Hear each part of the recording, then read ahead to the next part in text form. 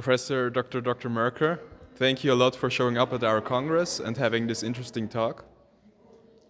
Yeah, it was a pleasure for me to be here and to present to very interested students like you and highlight of this month. Thank you, and I also want to take you on a little time travel back to when you were a student. What interested you in psychology? What motivated you to pursue the studies till today? This is a very complicated question because it brings in all my own biography. And I had some biographical shifts, therefore it's hard to respond.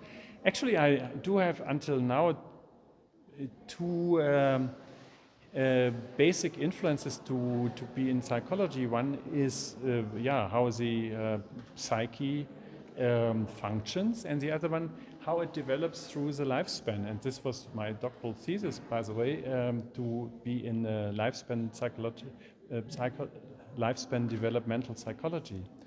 And this is still something I live with, but it's now extended to other things. And of course, which drives me in our discipline is that there are some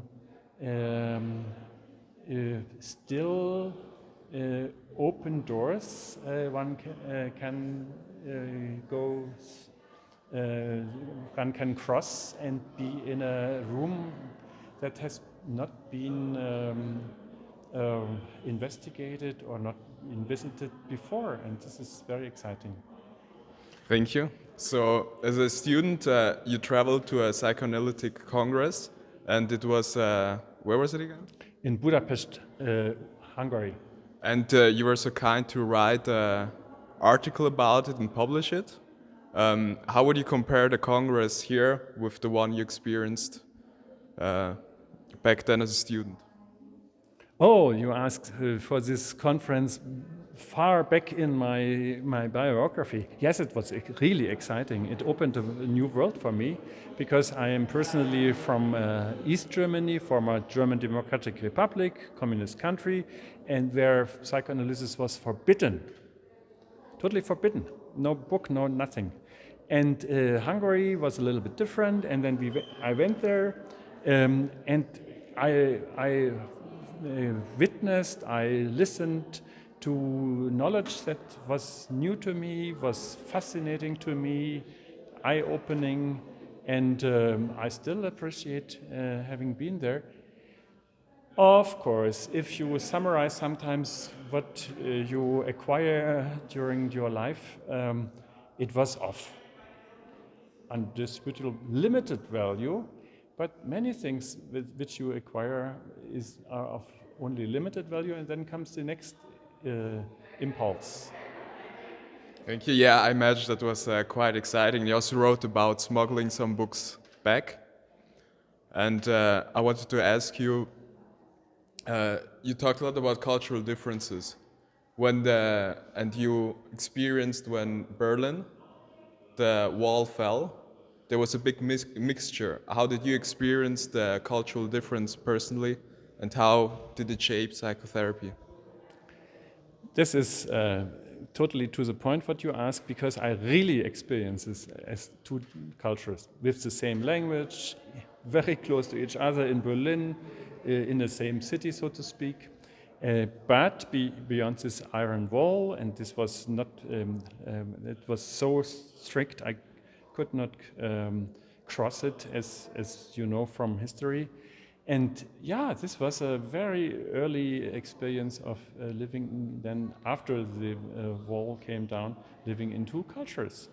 Still with a mindset of an East German, and then acquiring the mindset of West German or European. And I had to bear some of these strains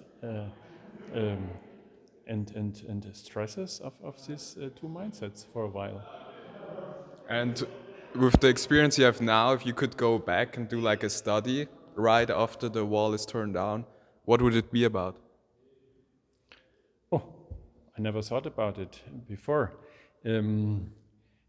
I probably would,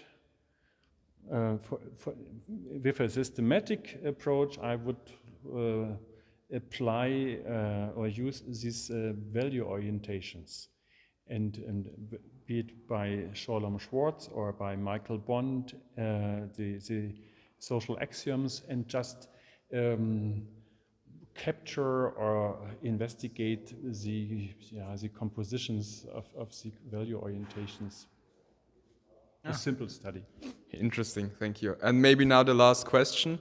What tips would you give to young students that want to go into clinical psychology?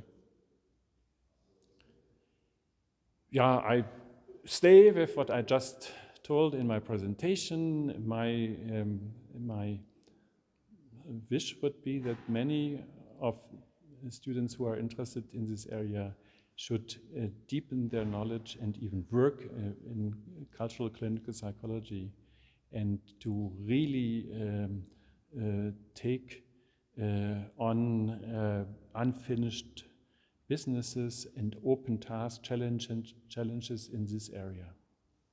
Thank you very much. Thank you. And enjoy your lunch. Thank you.